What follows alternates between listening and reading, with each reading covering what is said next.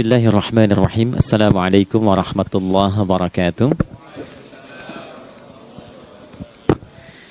Alhamdulillah wassalatu wassalamu ala Rasulillah Muhammad ibn Abdullah wa ala alihi wa sahbihi wa man walah wa ba'd.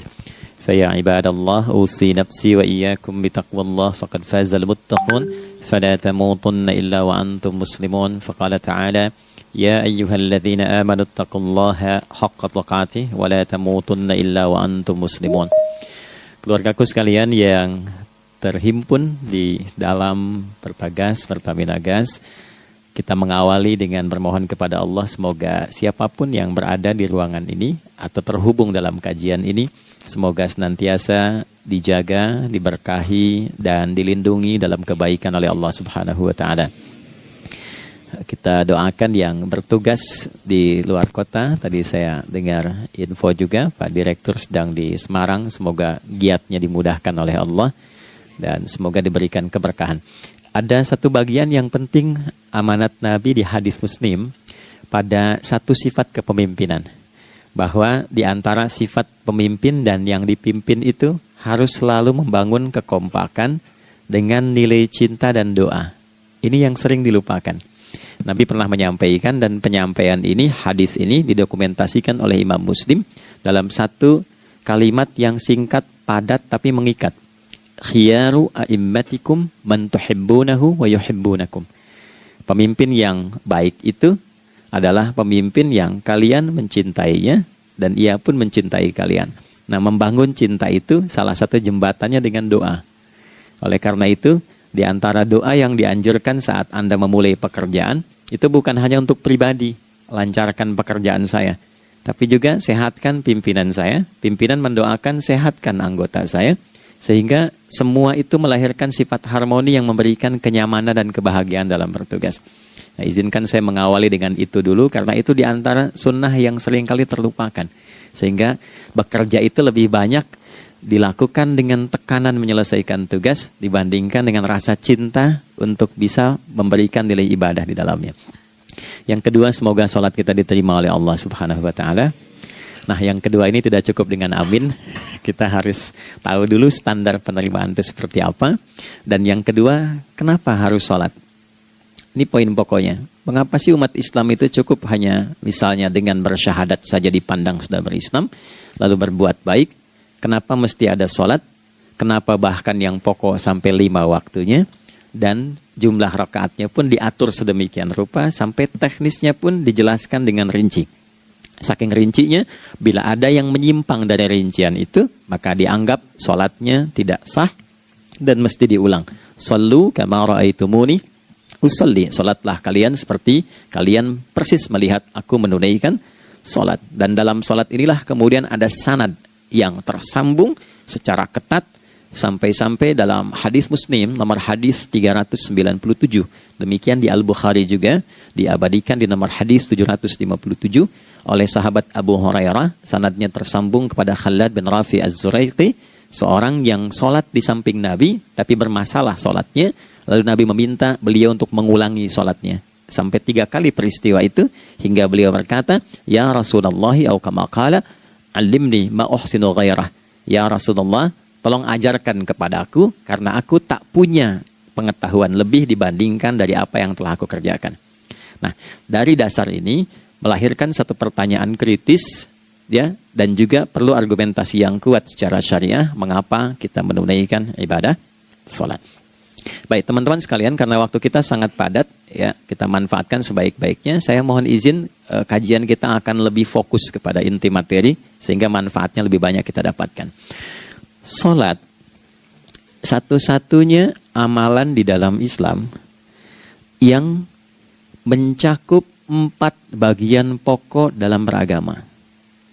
Jadi ketika seseorang menetapkan dirinya beragama dan ciri satu nilai agama itu bernilai benar, ya, dalam nanti kalau kita mau komparasikan atau kita riset, itu ciri pokoknya ada 4. Satu, ada aspek namanya aspek keyakinan, ya, tauhid atau akidah. Nggak mungkin kan beragama kalau nggak yakin.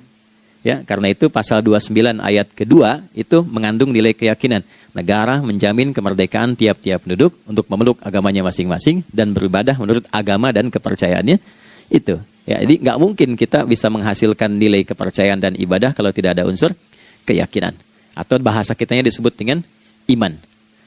Ya, iman itu nanti juga dipaku dalam setiap nilai kebangsaan di konteks Negara Kesatuan Republik Indonesia. Ini yang paling membahagiakan. Jadi mau jadi pegawai apapun itu syarat, ya, salah satu syarat yang melekatnya beriman dan bertakwa kepada Tuhan Yang Maha Esa, gitu kan? Ya, kemarin saya di BPK itu ada 11 bab Romawi, 40 pasal. Ya, di bab yang keempat pasal 13 tentang pemberhentian dan pengangkatan itu ada 11 poin A sampai K. Di poin B yang keduanya syarat menjadi bagian dari anggota BPK itu beriman dan bertakwa kepada Tuhan Yang Maha Esa. Baik, di Undang-Undang Pendidikan Sisdiknas nomor 20 tahun 2003 itu kalau kita baca dari poin menimbang ada 4, di poin B-nya saja sudah ada iman. Ya, Undang-Undang Dasar 1945 mengamanatkan pemerintah mengusahakan satu sistem pendidikan ya nasional yang meningkatkan keimanan dan ketakwaan pada Tuhan Yang Maha Esa serta akhlak mulia, baru mencerdaskan kehidupan bangsa. Ya, secara singkat, satu, agama dianggap benar kalau ada doktrin keimanan, ada akidah, ada tauhidnya. Yang kedua, ada ibadahnya. Ya, sebagai pembuktian kita beriman, buktinya apa? Ya kan? Saya beriman kepada Tuhan, kita tetapkan, misalnya Allah. Apa pembuktian keberimanan kita kepada Allah? Ya, kan pembuktiannya itu mesti diwujudkan dalam bentuk sikap. Sikap itulah yang disebut dengan ibadah. Nah, konsepsi ini ada di Quran surah ke-20 Thaha di ayat ke-14. Innani anallahu la ilaha illa ana fa'budini. Ya, sungguh aku tegaskan bahwa akulah Allah, satu-satunya Tuhan yang layak dipertuhankan dan disembah. Ketika Anda mempertuhankan aku, fa'budni, maka buktikan kebertuhananmu kepadaku dengan menyembahku. Karena itu namanya Allah punya dua arti. Satu yang dipertuhankan, kan? Ilahun wahid. Yang kedua yang disembah. Ya, jadi yang dipertuhankan dan disembah. Oke. 3. Yang ketiga harus punya unsur praktikal atau implementatif dalam interaksi kehidupan. Ya, jadi bukan cuma nyembah Tuhan, bimbingan kehidupannya apa? Implementasi dari ibadah itu.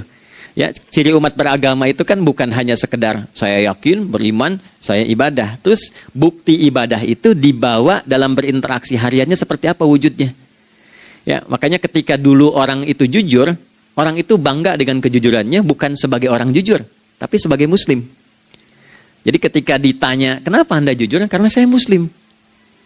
Ketika ada seorang penggembala di Sahara yang sangat gersang, diuji oleh Umar bin Khattab, ingin diambil kambingnya, kan kisahnya viral kan? Baik ya?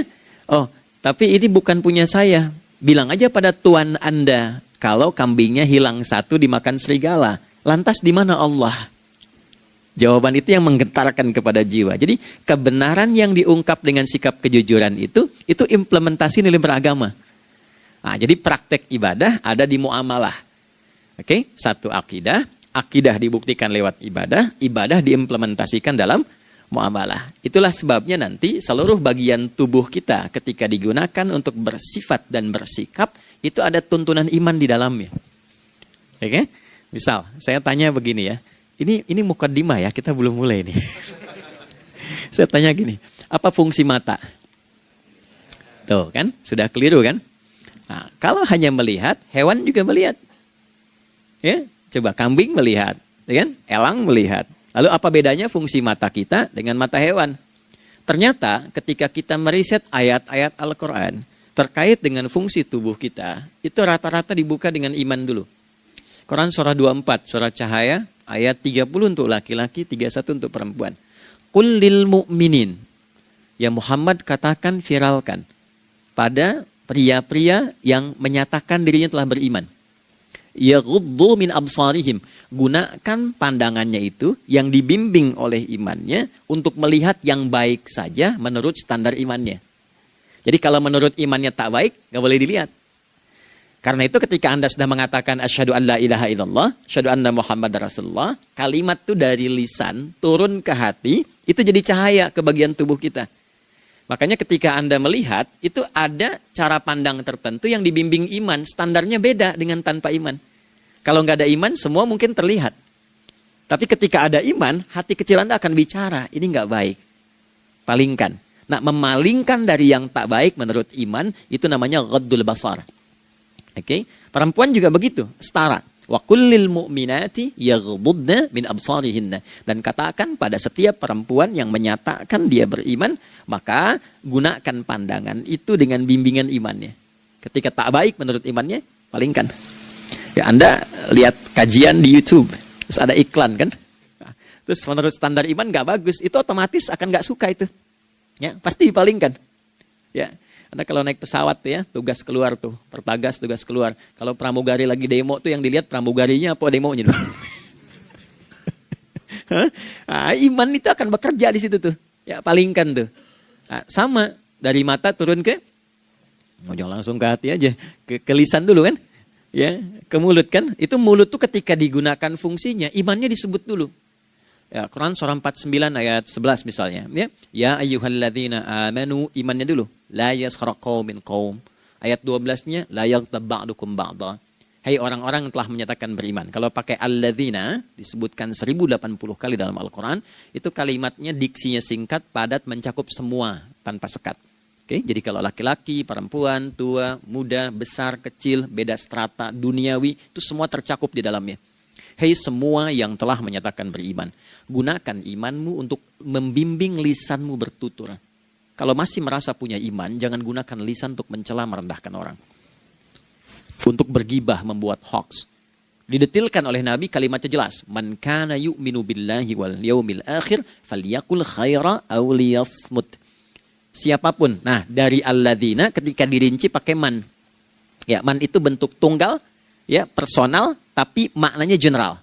Jadi kalau Anda, saya, kita baca ayat atau hadis ada man, posisikan Nabi sedang bicara ke kita. Ya, hei Adi Hidayat, posisikan Nabi bilang gitu tuh. Kalau engkau merasa beriman sama Allah dan yakin dihisab di hari kiamat, jaga lisanmu. Katakan yang baik dengan bimbingan imanmu, tak mampu engkau diam. Jadi cukuplah suami istri itu menggunakan satu hadis ini, pasti sakinah itu muncul dalam kehidupan rumah tangganya. Ya, itulah sebabnya kenapa sakinah didahulukan dibanding mawaddah. Hati-hati ya, Mbak, walaupun namanya sakinah nggak ada ini nggak akan datang tuh ketenangan tuh. Ya, ada yang tahu nggak rahasianya? Kenapa sakinah duluan dibanding mawaddah? Ya, 5 juta. Ya, waktu habis karena padat sekali. Maddah jamaknya mawaddah, rasa kasih yang tumbuh dari pemberian materi. Jadi kalau rumah tangga itu ingin cenderung pada kebahagiaan, boleh berbagi dengan materi. Ya, istri cemberut, ya Anda datang dengan senyuman, sayang, kenapa? Ya, ini emas 2 kilo, ya. Nah itu pasti sehat lagi tuh. Ya, itu mawaddah. Tapi maaf, walaupun Anda mapan bekerja, harta cukup melimpah, ruah, tapi tidak ada ketenangan di rumah tangga, tidak ada sakinah, maka hampa kehidupan rumah tangga itu. Itulah sebabnya kenapa di Quran sakinah lebih dulu dibandingkan dengan mawaddah. Saya tanya ibu deh, ibu pilih mana? Kaya tapi gelisah atau miskin tapi tenang? Oke. Saya paham itu. Saya paham. Suami juga sepakat semuanya. Artinya apa? Kita nggak bisa menghilangkan unsur ketenangan. Oke, itu hanya pembuktian argumentatif ya. Supaya kajiannya lebih kepada argumen. Jadi ada akidah terkorelasi dengan ibadah, implementasinya di aspek muamalah. Nah, nanti cara bermuamalahnya diatur lewat akhlak namanya. Bagaimana bermuamalah yang baik? Kan Anda, maaf ya, berekspresi kepada pimpinan dengan kawan kan berbeda. Oke, kepada orang tua dengan anak kan lain. Nah, yang mengatur interaksi kita sehingga terjalin harmoni yang baik, itulah yang disebut dengan akhlak. Nah, 4 poin inilah yang menjadi inti dakwah Nabi SAW ketika diutus oleh Allah Subhanahu wa ta'ala. Memastikan 4 ini bisa optimal kita lakukan dalam kehidupan. Bonusnya yang kelima, selalu meningkatkan inovasi sehingga selalu mendapatkan hal baru dalam kehidupan. 5 ini digabungkan di Quran surah kedua Al-Baqarah di ayat 151. Kama arsalna fikum rasulam minkum yatslu alaikum ayatina. 1, Oke, wa yuzakkikum 2, akhlak, wa yu'allimukumul kitaba 3, wal hikmah 4, 5, wa yu'allimukum ma lam takunu ta'lamun. Kelima-limanya ini digambarkanlah dalam bentuk ibadah yang melatih kita sebagai pondasi awal menuju dan memantapkan 5 hal ini, yaitu sholat. Itulah sebabnya kenapa sholat yang pokok dilakukan 5 waktu dalam sehari untuk mewujudkan 5 hal ini dalam kehidupan, dan satu-satunya ibadah yang mengumpulkan 5 aspek ini dalam prakteknya hanya sholat. Hanya sholat. Oke, mari kita detilkan, kita rinci, dan di sini kita akan mulai kajian kita. Yang tadi mukadimah ya. Baik, kita punya 30 menit. Wah, padat sekali. Bismillahirrahmanirrahim. 1. Sholat adalah perwujudan iman seorang hamba. Karena itulah kalimat sholat pertama kali disebutkan dalam Al-Quran, itu letaknya setelah kalimat iman. Al-Baqarah ayat 3, Alladzina yu'minuna bil ghaibi wa yuqimunas sholat. Orang-orang yang telah menyatakan beriman dan konsisten menjaga imannya. Beda alladzina amanu dengan yu'minun. Amanu telah beriman. Tapi kalau dia komitmen dan konsisten terus menjaga imannya sampai saat dia berpulang pada Tuhannya, maka berubah nanti bentuknya kalau di bahasa Arab jadi mudhari'. Kalau di bahasa Inggris kan tuh punya 3 arti. Present, continuous, and future. Jadi kalaupun sekarang terus berlangsung sampai masa depan pun saya tetap akan beriman. Nah, pembuktian untuk menjaga iman itu pembuktian utamanya pada sholat. Itulah sebabnya satu-satunya amal ibadah dari rukun Islam yang 5 itu, ya, satu-satunya amal ibadah yang disebut iman dalam Al-Quran hanya sholat. Teman-teman boleh buka Quran surah kedua Al-Baqarah di ayat 143. Ya, di pertengahan ke ujung ayatnya. Saya percepat. Wa ma kana Allahu liyudhi'a imanakum. Dan Allah nggak akan pernah menyia-nyiakan sholat seseorang yang dikerjakan karena imannya. Ayat ini turun, ketika ada terjadi pergantian arah kiblat. Dari yang tadinya semula ke Masjidil Aqsa, lalu berputar 180 derajat, beralih ke Masjidil Haram. Nabi sedang berada di luar Madinah. Madinah tempo dulu, wilayahnya nggak seluas cakupan sekarang. Oke, kalau diilustrasikan, area sekitaran Masjid Nabawi sekarang itulah Madinah lah. Di luar itu sudah di luarnya. Nah, Nabi sedang sholat, riwayatnya banyak menyebutkan, ada yang mengatakan zuhur, ada asar, ada maghrib. Di pertengahan itu turunlah Al-Baqarah ayat 144. Qad nara taqalluba wajhika fis sama' falanuwalliyannaka qiblatan tardaha fawalli wajhaka syatral masjidil haram. Maka berputarlah dengan turunnya ayat ini 180 derajat menghadap ke arah Masjid Al-Haram. Problemnya adalah ketika Nabi dan pengiring beliau kembali ke Madinah, area Masjid Nabawi, kan nggak semua masyarakat ikut. Maka virallah informasi itu bahwa kiblat telah beralih ke kiblat awal, yaitu Ka'bah Al-Musyarrafah. Maka penduduk panik pada saat itu. Status sholat kami yang tadi dikerjakan bagaimana?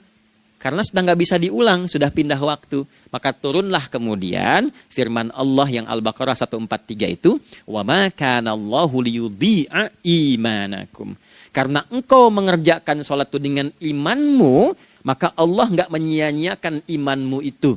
Maksudnya apa? Walaupun arah kiblatnya tidak tahu mengarah kepada sisi yang belum berubah, tetap dihitung pahalanya sempurna karena imannya. Nah, ini nanti yang menjadi landasan turunnya Al-Baqarah ayat 115. Walillahil masyriq wal maghrib fa aynama tuwallu fathamma wajhullah. Kalau Anda sedang tugas nanti di lapangan, lalu sulit menemukan arah kiblat. Aplikasi susah karena sinyal nggak masuk misalnya. Oke, kemudian juga matahari agak remang-remang sehingga sulit untuk terlihat patokannya. Maka dengan keyakinan, dengan iman itu, menghadaplah ke arah yang kita yakini, maka berlakulah Al-Baqarah 115. Di saat itu diterima amal ibadah kita sama dengan yang menghadap kiblat dengan dasar imannya. Oke, nah pengertian terbaliknya, mafhum mukhalafahnya, maka Nabi mengatakan, al-farqu bainal mu'min wal kafir tarkus shalah.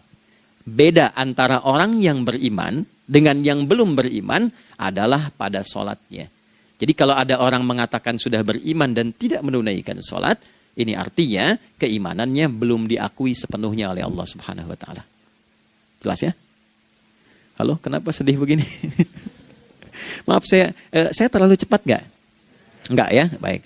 Jadi dalam poin ini penting pembedanya di sholat. Itulah sebabnya kenapa dari kecil kan, usia sekian, dari mulai 3 ke arah 7 tahun contohkan. Ya, orang tuanya sholat bentangkan sejadah.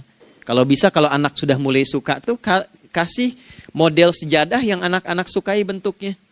Ya, dulu ada anak saya senang model mobilan, saya tidak sebutkan supaya tidak endorse gitu ya.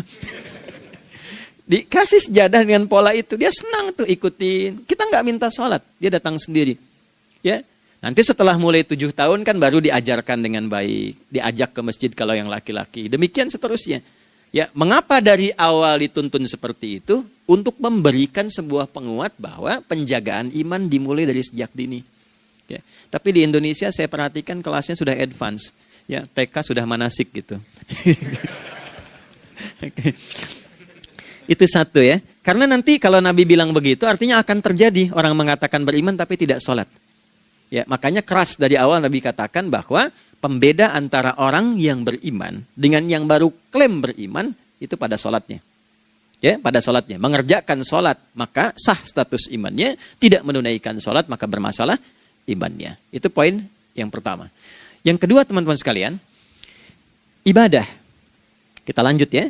Sholat adalah bagian pokok terpenting dari ibadah. Nah, di sini kita akan mulai membuka sedikit rahasia terkait dengan aspek ibadah ini. Teman-teman sekalian, ternyata sholat ini ketika oleh Allah diturunkan dalam Al-Quran, dalam konteks penunaian ibadah, bukan berarti hanya mengkoneksikan atau mengkorelasikan hubungannya dengan iman saja, bukan. Karena saya beriman, saya buktikan ibadah nyembah Allah lewat sholat. Dalilnya Quran surah ke-20 ayat 14. Innani anallah, la ilaha illa ana. Aku tegaskan akulah Allah, nggak ada Tuhan yang layak dipertuhankan dan disembah kecuali saya. Fa'budni, kalau Anda telah menyatakan beriman padaku, buktikan keberimananmu dengan menyembah saya dalam ibadah. Bentuknya bagaimana ya Allah? Teruskan ayatnya. Wa aqimis sholata. Tunaikan sholat sebagai bukti ibadah. Itu li dzikri, sebagai zikir kepadaku. Jadi korelasi antara ibadah dengan iman, sudah kita sebutkan dalilnya. Sekarang ibadahnya tersendiri ketika ditunaikan, apa manfaat dari ibadah itu? Mengapa mesti ada 5 waktu? Dan apa turunan manfaatnya dalam kehidupan kita? Kalau kita mengerjakan itu, dampaknya kepada kehidupan kita apa? Nah, inilah indahnya di dalam Islam, dijelaskan dalilnya, diberikan contohnya, diberikan alasannya, dan yang paling indah, diberikan penjelasan dengan detail tentang manfaat-manfaatnya. Ini tidak ditemukan di dalam konsep keyakinan manapun. Kalau teman-teman boleh mau riset, silahkan. Ada nggak satu keyakinan agama tertentu yang dari ibadahnya itu diatur? Cara memulainya, bacaannya, detailnya, manfaatnya, waktunya, sampai dengan hasilnya, sampai kiamatnya. Ini menunjukkan bukan karya manusia. Bukan karya manusia. Kalau karya manusia, setiap orang bisa buat itu. Ya, ketika ini menunjukkan bukan karya manusia, maka pertanyaannya dengan cara apa lagi Allah memberikan pembuktian pada kita bahwa Ia Tuhan yang hak yang harus kita sembah. Nah, kalau sudah paham, mari kita rincikan turunan tentang sholat ini. Kita mulai satu-satu teman-teman sekalian dari waktu sholat. Seperti kita ketahui, waktu sholat ada 5. Tapi yang sering kita dapati dari yang 5 ini tidak semua orang mengetahui tentang makna dari nama dan pembagian di waktu ini. Yuk kita mulai rincikan. Salat yang pertama namanya apa? Gak usah khawatir, menang gak dapat hadiah kalau benar. Salah juga keterlaluan. Oke, 1 subuh. Dia satu-satunya nama salat yang punya 2 nama ya. Subuh dan fajar. Oke, Pak Fajar, Pak waktu sholat. 2, zuhur. 3, asar. 4, maghrib. 5, isya. Oke, rumus hitungannya 24, 4, 3, 4. Ya. Rumus bilangannya 24, 4, 3, 4. Kalau mau tanya nomor koneksi dengan Allah, 24, 4, 3, 4. 2 subuh, 4 zuhur, 4 asar, 3 maghrib, 4 isya. Oke, pertanyaannya, apa artinya nama itu? Selama ini jangan-jangan kita hanya tahu namanya, tapi tidak memahami maknanya. Itu poinnya. Oke, sekarang mari kita mulai. Izin saya tidak punya kemampuan untuk menuliskan, ya, karena memang saat ini terbatas, tapi kalau diperkenankan bisa kita coba uraikan sedikit.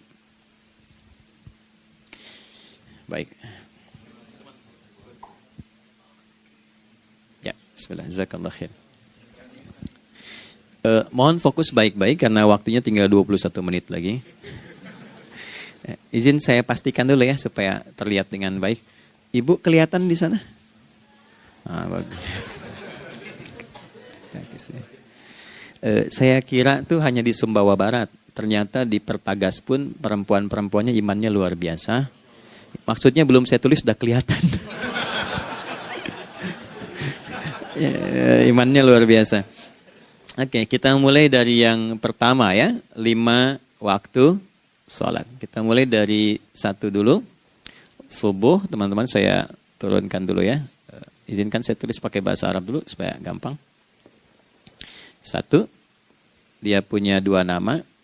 Yang angka Arab ya. Kalau yang gini angka Hindi. Anda yang di admin di komputer pasti tahu. Ada Fajr. Kata subuh ditemukan di Al-Quran surah ke-81 At-Takwir ayat 18. Kalau keliru tolong diingatkan. Was-subhi idza tanaffas. Quran surah 81 ayat 18. Ya. Enggak usah di ilmu utak-atik ya. Oh ini kenapa 81 kalau dibalik 18? Itu cocok logi. Ya, abaikan aja itu. Ya. Fajar agak banyak di Quran terkait dengan nama salatnya ada di Quran surah ke-17 di ayat 78. Aqimis salata liduluki syamsi ila ghasaqil laili wa Qur'anal fajr. Inna Qur'anal fajri kana masyhuda. Yuk kita mulai ke maknanya dulu. Ingat rumusnya ya. Rumusnya ini selalu begini rumusnya. Aqidah selalu punya korelasi dengan ibadah. Ibadah selalu punya korelasi dengan muamalah. Interaksi harian kita. Muamalah hiasannya adalah akhlak. Barulah kemudian di sini muncul inovasi dalam kehidupan, hal yang baru. Hidup ya, yang mengacu pada 2 kebahagiaan yaitu dunia dan akhirat. Ya, konsepsi ini nanti ditemukan di Quran surah ke-2 Al-Baqarah ayat 201 dan menjadi doa paling favorit umat Islam Indonesia saat ini. Rabbana atina fid dunya fil akhirati. Oke, ya cukup. Subuh. Ini rumus dasarnya. Dari akidah, kita beriman, pembuktian imannya lewat ibadah sholat. Apa hubungan sholat dengan aktivitas harian kita? Subuh asalnya terkorelasi dengan kata asbah. Oke? Asbah itu asalnya sesuatu yang sudah siap dengan rencana yang matang. Baik, orang Arab tuh kalau bertanya begini, kaifa asbahta ya akhi? Kaifa asbahti ya ukhti? Bagaimana kabarmu di pagi ini? Itu bukan hanya nanya kabar kesehatan. Beda dengan kaifa haluk, beda. Ya, itu bertanya bagaimana kabarmu hari ini, aktivitasmu bagaimana? Lancar, sudah siap, planning bagus dan sebagainya.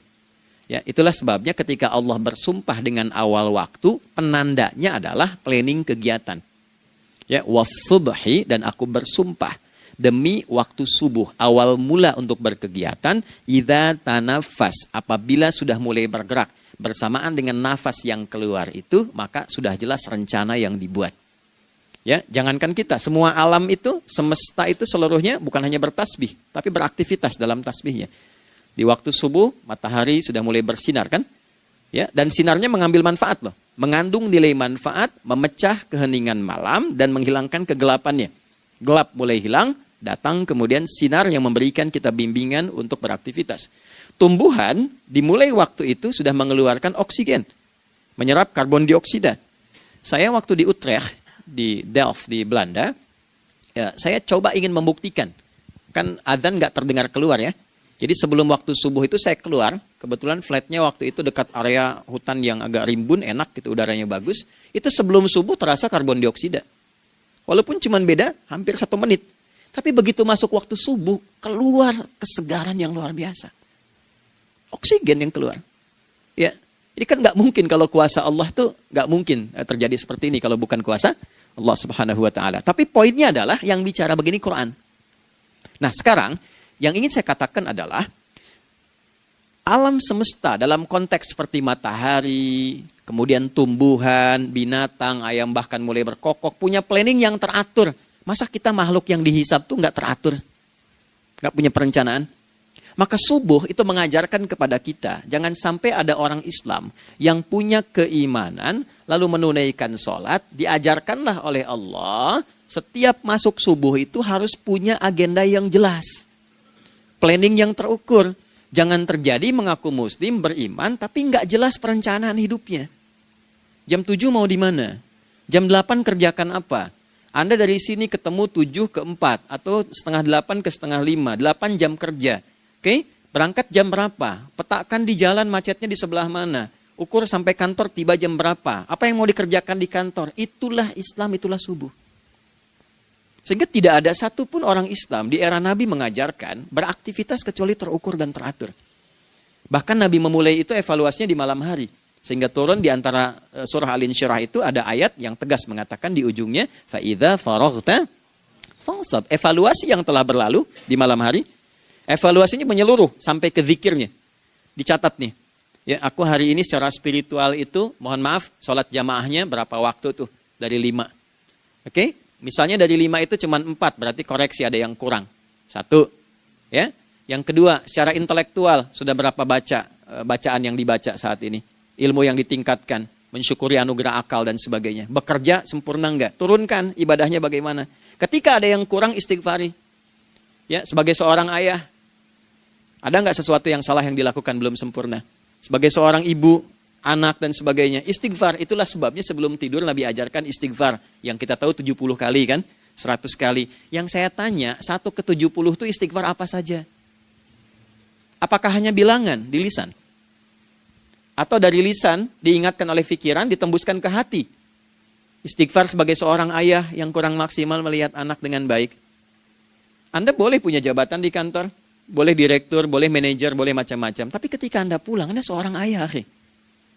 Saya di Timur Tengah disebut syekh, di sini dipanggil kiai, dipanggil ustadz. Pulang ke rumah, anak saya nggak kenal itu semua. Anak saya nggak peduli itu semua. Belum pernah seumur-umur saya mengajar, lalu saya pulang, anak saya menunggu depan pintu dan memanggil, kiai. Tidak ada. Dia ingin ayahnya. Dia ingin ayahnya. Oke. Kenapa nggak kita hadirkan istighfar pertama kita itu karena kita kurang perhatian. Kurang perhatian kepada anak misalnya. Saya kalau pulang tengah malam dan semua tertidur, saya lihat satu-satu. Perbaiki cara tidurnya, doa, lihat satu-satu, minta ampun sama Allah. Dan ya kadang sebelum mengalirkan air mata kita nggak bisa tidur karena nggak tahu nanti ketemu lagi nggak di akhirat. Ya, itu poin yang paling penting. Nah, jadi istighfar pertama tuh untuk diri kita ketaatan pada Allah, untuk diri kita sebagai anak pada orang tua, sebagai suami punya tanggung jawab istri atau sebaliknya, demikian seterusnya. Nah itu kalau sudah kita bisa lakukan, dievaluasi, direncanakan besoknya. Fa'idha faraghta fansab, direncanakan lagi yang berikutnya, besok mau ngapain, tulis malam. Kalau kita biasakan begitu, tidurnya enak. Karena nggak ada beban, damai hidupnya. Dengan teman damai kalau ada perselisihan sebelum tidur. Ya, jadi nggak ada orang mengigau itu masalah-masalah kehidupan dunia yang belum tuntas. Ini dunia saat, maaf, terjaga bermasalah, saat tidur pun masih bermasalah. Gara-gara kamu nih, kapan istirahatnya? Ya. Nah, ketika kita bangun dari subuh itu, maka rencana yang sudah kita siapkan itu, teman-teman sekalian, dibawa menghadap Allah supaya minta kemudahan, minta kelancaran, minta pendampingan, minta bimbingan. Itulah sebabnya kita dipanggil sholat di awal waktu, supaya rencana yang sudah kita siapkan itu minta taufiknya, persetujuan dan perlindungan dari Allah. Inilah yang menjadikan rahasia umumnya para sahabat memulai berkegiatan sejak dari masjid. Teman-teman boleh riset deh hadis-hadis tentang sholatnya sahabat dan kaitannya dengan syuruk dan pekerjaan. Rata-rata memulai dari masjid. Mereka tungguin, evaluasi, begitu siap, syuruk, minta sama Allah, berangkat. Saya mau kasih satu rahasia ya. Boleh jadi ijazah, tapi ini diantara kita aja ya. Anda boleh lakukan, berangkat ke masjid itu dengan baik. Terus minta misalnya, ya Allah, Kau perintahkan aku untuk berikhtiar, sekarang aku lakukan. Kau perintahkan aku untuk merencanakan, sekarang aku ikhtiarkan. Mohon lindungi, mudahkan, dan berikan bimbingan terbaik untuk mendapatkan hal yang wajar, halal, baik, dan kau ridhai. Anda berangkat. Pulang, sebelum nyampe rumah, mampir dulu ke masjid. Masjid terdekat dari rumah aja. Sholat 2 rakaat, situ. Ya, sholatnya bisa sholat wudhu, tahiyatul masjid, dan sebagainya. Setelah itu pulang. Doa dulu habis sholat. Ya Allah, aku telah berikhtiar seperti apa yang telah Engkau perintahkan. Sekarang aku memohon rizki darimu seperti apa yang telah Engkau janjikan. Kalau dengan semua ikhtiar ini belum cukup menurunkan rizki darimu, maka mohon tunjukkan padaku saat ini dengan cara apa lagi aku mesti berikhtiar. Oke? Silahkan Anda pulang dengan suasana itu ke rumah. Dan lihat apa yang terjadi. Rasakan bedanya, bedakan rasanya, dan pasti terasa bedanya. Gak ada kesan yang lain pada jiwa. Jadi yang dibawa ke rumah itu bukan aura kantor. Bukan aura jalan yang macet. Tapi ada ketenangan, kenyamanan, dan kenikmatan. Kalau teman-teman mau pakai sunnah sahabat ini dalam dunia pekerjaan dan Anda lakukan, coba sehari ini saja, rasanya pasti beda. Ya, ini bagian pertama. Nah, ketika kita ingin datang menghadap Allah dan mulai membawa rencana kita, kan perlu isyaratnya kan, kapan dimulai? Gak bisa tiba-tiba saya bangun jam 3 langsung sholat subuh, kan tidak begitu. Ya kan? Mesti ada satu sinyal dulu, yang dari sinyal itu ada feedback pada diri kita untuk merespon, gitu kan? Nah, pancaran respon atas sesuatu yang memancar akibat satu hal yang terjadi. Kalau di gaya itu kan, kalau ada gaya gerak, gaya dorong kan? Ya, kalau nggak salah F1 sama dengan F2 kan? Nah, gaya gerak sama dengan gaya dorong. Geraknya dikit, bunyinya kecil kan? Kencang bunyinya, kencang. Terus ada F berbanding lurus dengan P, hukum Pascalnya.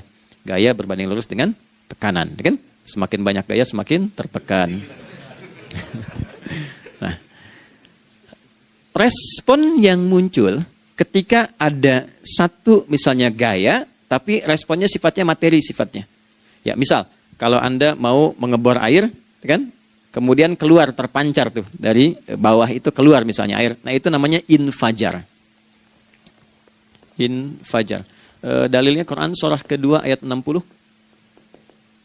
Wa idzistasqa Musa liqaumihi faqulna idrib bi'asakal hajar fanfajarat min huthnata asyrata aina. Nabi Musa kata Allah itu kaummu 12 suku minta mata air. Dan enggak tanggung, setiap sukunya minta satu, katanya supaya enggak rebutan. Maka Allah firmankan, pukulkan tongkatmu yang kayu. Lihat diksinya detil sekali. Pukulkan tongkatmu yang kayu ke batu itu, maka batu itu akan terbelah dan mengeluarkan pancaran 12 mata air. Ya, tongkat kayu dipukulkan ke batu, batunya yang hancur. Karena Musa seorang nabi, gitu kan? Anda punya tongkat emas, pukulkan ke batu, maka keluar 12 air mata. Gitu ya. Nah ini, infajar. Kalau respon yang keluar itu respon buruk. Misal, dalam nafsu, kan suka ada trigger ya, yang memancing respon, terus nafsu keluar kan? Ya, apa saja itu? Lihat gambar yang gak bagus, nafsu keluar, gitu kan? Lihat sendal bagus, nafsu keluar, macam-macam ya. Nah itu fujur namanya. Fujur. Hurufnya masih sama, cuma bentuknya berbeda. Fa, jimnya masih ada waw, ada ra-nya. Fujur. Quran surah 91 di ayat 7-10. Wa nafsi wa ma sawwaha fa'alhamaha fujuraha wa taqwaha. Fujur tembus ke nafas, nafas memerintahkan yang buruk disebut su. Nafas ketemu su jadi nafsu.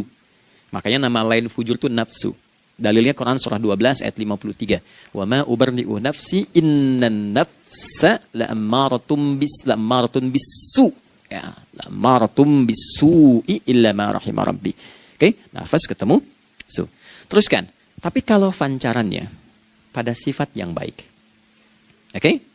Membelah sesuatu yang gelap menjadi baik, terbuka, memancarkan respon panggilan yang baik, maka berubah katanya menjadi fajar. Oke?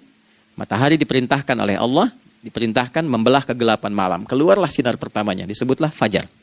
Kenapa? Karena ada respon kebaikan keluar darinya. Baik, perhatikan baik-baik. Quran surah kedua, ayat 187. Wa kulu washrabu hatta yatabayyana lakumul khaytul abyadu minal khaytil aswadi minal fajar. Itu untuk matahari. Kita lagi tidur enak-enak, sudah nyiapin rencana malam-malam. Tiba-tiba ada panggilan. Allahu Akbar, Allahu Akbar. Itulah tandanya hati kita mengkonfirmasi iman kita dalam diri kita. Cepat, sudah adzan. Pernah begitu? Nah, konfirmasi itulah dalam bahasa lain yang disebut dengan fajar namanya. Datang. Jadi waktunya matahari membelah disebut dengan fajar. Konfirmasinya pun disebut dengan apa? fajar. Ya, jadi bersamaan waktunya dengan dua hal itu. Datanglah panggilan. Itu yang dimaksud Quran. Hubungan iman dengan konfirmasinya sampai ke sholatnya ada di Quran surah 8 ayat 2. Innamal mu'minuna iman. Alladzina idza dzukirallahu adzan. Wajilat qulubuhum iman. Jadi begitu ciri iman itu ada dalam jiwa, dipanggil lewat adzan, kan? Allahu Akbar, langsung merespon, ya Allah sudah adzan. Walaupun setelah adzan ada lagi getaran, baru adzan belum qomat gitu kan. Nah, misal ya. Nah, tapi inilah fajar. Jadi maksudnya rencana Anda ini agak jarang dibahas ya. Mohon maaf, ilmu ini agak jarang. Jadi jangan Anda bilang saya bid'ah, bukan. Ya, bukunya ada, referensinya ada. Cuman karena jarang dikaji, jangan sampai kekurangan pengetahuan menghukumi yang tahu jadi salah gitu. Ini poinnya. Jadi saya kalau bahas satu masalah, itu bukunya saya kumpulkan. Tafsir awal sampai akhir yang ada apa, buku-buku tentang sholat apa, baru kita keluarkan. Jadi bagian topik-topik tertentu yang dibahas. Problemnya ketika membahas tentang ibadah cuma dua. Satu tentang bacaan, doanya apa. Yang kedua tentang gerakan, bagaimana mengerjakannya. Yang ketiga jarang dibahas, hikmahnya apa. Padahal rumus dalam ibadah itu dalam fikih tiga-tiga mesti dipakai. Ini Quran surah kedua ayat berapa? Ayat 129. Rabbana wab'ats fihim rasulan minhum yatlu 'alaihim ayatika ini wa yu'allimuhumul kitaba ini wal hikmah ini. Barulah kita mendapatkan sesuatu yang baru. Ya. Ini wa yuzakkikum dan di 151 Al-Baqarah wa yu'allimukum ma lam takunu ta'lamun. Jadi ini bukan ilmu yang baru, bukan, belum tahu saja. Jadi selama ini yang kita kerjakan jangan sampai terbatas pada ritualnya saja untuk mencukupkan ini. Hubungan ritual dengan ini apa gitu. Ya, jadi subuh ini mengkonfirmasi bahwa ada satu keteraturan dalam kegiatan kita. Ya, alhamdulillah. 2, siang. Oke, setelah subuh, fajar, sholat apa? Zuhur. Oke, saya tanya pada Anda, zuhur itu artinya apa? Sudah, cukup katakan Allahu a'lam. Waktunya terbatas ya. Sahabat ditanya nggak tahu Allahu a'lam. Anda sahabat bukan, tabi'in bukan. Zuhur. Waktu tinggal 4 menit lagi. Oke, teman-teman kalau kita jeli, ini kan sholat dikerjakan di siang hari kan? Siang itu bahasa Arabnya nahar. Naharun itu siang. Tapi kenapa sholatnya zuhur? Kok nggak sholat nahar gitu? Ya, lohor, jadi paksain tuh. Zuhur, lohor. Ya. Terus sore, biar nyambung cepat. Sore, bahasa Arabnya kan masa. Masa al-khir, selamat sore. Kenapa kok sholatnya asar? Kok sholatnya namanya asar? Oke. Maghrib, Isya. Isya kan malam kan? Kenapa nggak lail? Lail itu kan malam. Kalau ada yang istimewa di malamnya, itu lailah namanya. Makanya ketika turun Al-Quran disebut Lailatul Qadar. Karena malamnya istimewa. Beda, lail dengan lailah itu beda. Lail itu waktu malam, lailah ada yang istimewa di malam itu. Ya, jamaknya lail, layali, lela, lili, lala, itu malam. Ibu lili, ibu malam-malam. Ya. Zuhur artinya jelas, terang.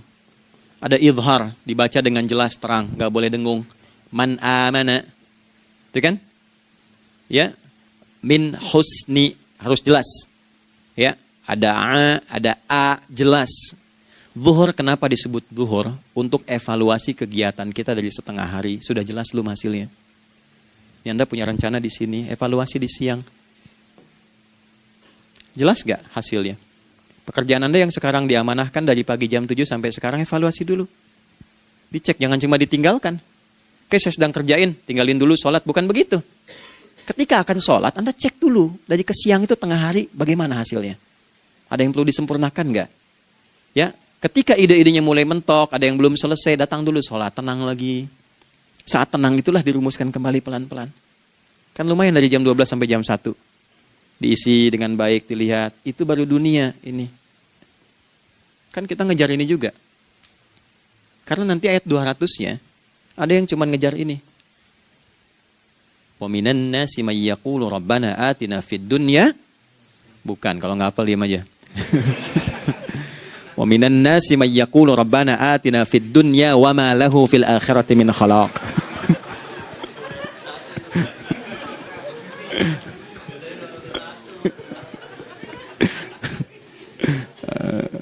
Nah, paham kan? Dan di antara manusia, ada yang fokusnya hanya dunia aja yang dikejar. Sehingga nggak kebagian akhiratnya. Padahal dia tahu dia mau pulang. Yang lebih aneh lagi, pengen pulang surganya Firdaus dekat dengan Nabi. Tapi tiap hari kerjakan dunia. Dunia lagi, berangkat gelap, pulang gelap. Terus meninggal gelap juga. Kan repot. Nah, maka mesti investasi kan. Anda kalau tugas keluar kan, apalagi keluar negeri kan hukumnya beda. Bekalnya pun tidak sama. Anda tugas ke Amerika, mata uangnya sudah beda. Hukumnya sudah beda. Terus pengen pindah ke alam barzah, pengen hukumnya sama dengan dunia, mustahil. Ya, makanya dimensinya beda, keadaannya tidak sama. Baju yang dipakai kan beda. Barang-barangnya nggak sama. Makanya disebut telah meninggal dunia, meninggalkan semua yang melekat pada dunia. Pindah ke alam lain, persiapan menuju titik akhir yang tidak ada ujungnya lagi. Nggak ada pembuka lagi. Jadi sudah ujung begini, nggak ada ruang lagi yang lain. Itu akhirat namanya. Makanya di sini cuma 2 pilihannya. Kalau nggak ke surga, nah, tuh. Apa investasi yang ada di sini? Maka siang itu dicek dulu. Pekerjaan jadi ibadah nggak? Tadi niatin ibadah nggak waktu berangkat dari rumah? Kan? Waktu ngetik, waktu ngerjain di kantor, jadi ibadah nggak? Kalau ibadah, Anda nggak mungkin berbuat kriminal. Anda nggak mungkin berbuat maksiat. Nggak mungkin nipu, nggak mungkin nyogok. Nggak mungkin korupsi. Kan lagi ibadah. Nggak mungkin curang. Kan lagi ibadah. Anta budallaha ka'annaka tarah. Anda itu mengerjakan segala hal sebagai ibadah, merasa diawasi Allah. Fa in lam takun tarah fa innahu yarak. Kalaupun Anda merasa nggak melihatnya, Anda yakin Anda dilihat. Itulah kerja pakai iman, maka ini di bawah akidahnya. Jangan ditinggalkan. Nah, inilah yang selama ini kita butuhkan. Ya. Inilah yang melahirkan nilai etik, makanya ada yang dalam jiwa. Takwa itu kan dalam jiwa, melahirkan etos. Etos mendorong kepada logos, logos melahirkan patos. Kepantasan dalam bekerja. Jadi Anda sekuat apapun ilmunya, kalau nggak punya etos, itu rusak. Jadi tidak cukup akal sehat. Jiwa yang sehat itu lebih penting. Banyak orang akalnya sehat. Ingat, akal itu tidak memberikan perintah. Dia hanya merumuskan satu instruksi dalam jiwa supaya mudah dilakukan dan dieksekusi oleh fisik. Jadi akal yang sehat itu seberapa pandai ilmunya, seberapa cepat mengeksekusi perbuatan. Tapi kalau yang dieksekusi itu dari perintah nafsunya, masalah. Habis saja waktunya tuh. Ini gimana ini? Tolong jawab loh. Nah, teman-teman karena sudah habis waktu jam 1, kita baru zuhur ini. Nah, yang paling menarik itu gini, yang paling menarik kalau ada orang belum sadar sampai zuhur tentang akibat kehidupan ini, maka muncullah asar. Apa asar itu? Kenapa mesti disebut dengan asar? Dan apa manfaat istimewanya asar kepada jiwa kita? Itu di kesempatan lain kita akan bahas. Teman-teman, waktunya sudah habis. Ya, saya menghargai Anda, kan tidak boleh juga saya ngajarkan tapi mengambil yang sesuatu yang tidak tepat ya. Kita buktikan keimanan kita dengan mengerjakan amanah pekerjaan di tempat ini dengan baik, waktu digunakan dengan baik. Kita saling mendoakan supaya semua kita dijaga oleh Allah Subhanahu wa taala. Maafkan saya, lain kesempatan kita berjumpa kembali untuk melanjutkan apa yang telah kita bahas hari ini. Mari kita berdoa, semoga doa kita diterima oleh Allah Subhanahu wa taala. Allahumma taqabbal minna innaka antas sami'ul alim wa tub 'alaina innaka antat tawwabur rahim. Nahmaduka kama 'allamtana an nahmadak wa nashkuruka syukran kama 'allamtana an nashkurak. Antal muqaddim wa antal muakhir bi yadikal khair innaka 'ala kulli syai'in qadir. Ya Allah, kami memujimu seperti Engkau mengajarkan kami untuk memuji dan bersyukur atas segala nikmat-Mu seperti Engkau bimbing kami untuk mensyukuri segala nikmat-Mu. Allahumma salli wa sallim wa barik ala habibikal karim rasulikal mustafa al-amin sayyidina Muhammadin wa ala alihi wa sahbihi ajma'in. Ya Allah, anugerahkan kami kemampuan untuk terus bersalawat pada Rasulullah sehingga dengan itu kami mendapatkan kemampuan yang baik untuk meneladani kemuliaan beliau dalam beraktivitas kehidupan. Rabbana la tada' lana fi maqamina hadza dhanban illa ghafarta. Ya Allah, jika ada pendosa hadir di ruangan ini atau terhubung dalam kajian ini, maka jangan biarkan ya Allah ia meninggalkan tempat ini dan kajian ini kecuali Engkau telah ampuni seluruh dosa-dosanya. Wala hamman illa farajtah. Ya Allah, jika ada satu di antara kami yang menghadiri kajian ini membawa kegelisahan, maka mohon tenangkan keadaan hatinya. Wala asiran illa yassartah. Jika ada yang sedang diliputi oleh kesulitan, maka mudahkan, ringankan dan hilangkan seluruh kesulitannya. Wala maridan illa syafaitah. Dan bila ada di antara kami yang diuji dengan penyakit, maka mohon angkat dan sembuhkan penyakitnya. Rabbana atina fid dunya hasanah wa fil akhirati hasanah wa qina adzabannar. Wa sallallahu ala sayyidina Muhammad wa ala alihi wa sahbihi ajma'in. Wa akhiru da'wana subhanakallahumma rabbana wa bihamdika nashhadu an la ilaha illa anta nastaghfiruka wa natubu ilaik. Walhamdulillahi rabbil alamin. Nasrun minallah, fathun qarib, wa basyir basyiril mu'minin. Terima kasih untuk semuanya. Mohon maaf kami langsung pamit. Assalamualaikum warahmatullahi wabarakatuh.